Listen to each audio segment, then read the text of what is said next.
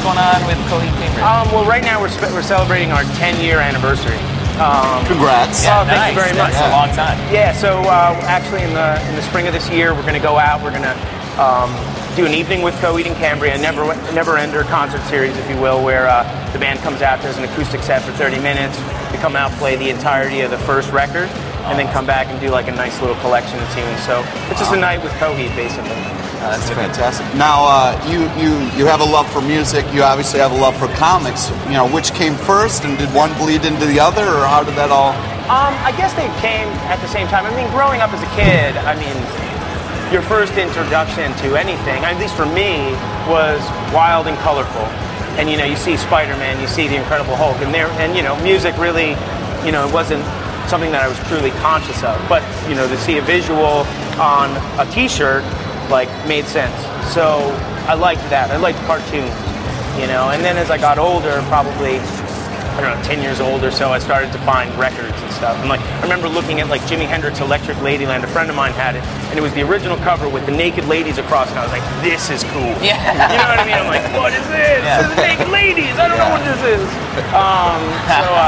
But that kind of, then I started to hear, then I started to really listen. I picked up a guitar, started to write songs, and then I found the songs that I was writing or singing about were about me, but they were kind of embellished on a bit to the point of almost fiction.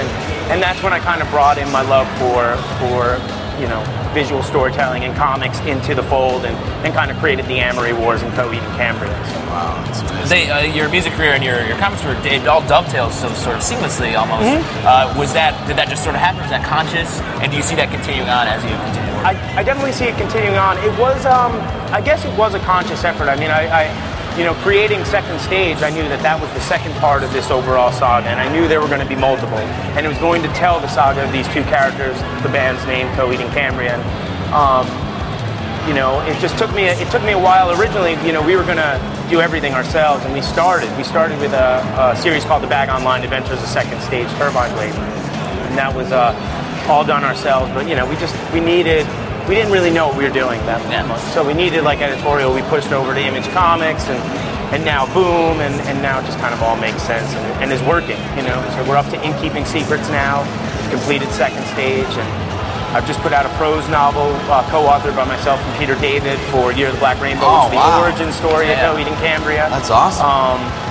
So yeah, we're moving along. Now, can you tease anything that's coming out for Kill Audio for us, or? Yeah, well, Kill Audio. Right now, we've started. It's been a while. We've been working on an outline for Series 2.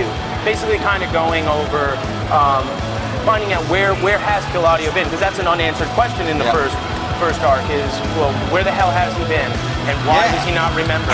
Yeah, what the hell's going on? But that series will answer that.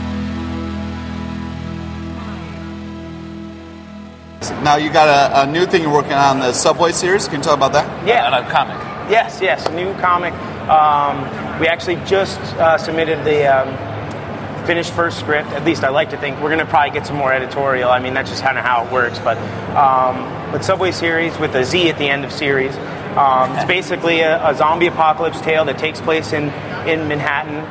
These factions develop within the stadiums around Manhattan, you know, Yankee Stadium, Met Stadium. I mean, they're not going to obviously be Citi Field or, you know, so we'll probably play off it a little bit. Madison Square Garden, and essentially Madison Square Garden falls, and one of the survivors is kind of put in between the houses of Met and Yankee, and kind of gets them to war against each other in hopes that, you know, he can avenge the death of his family. And that character's name is Ewing. So that's awesome.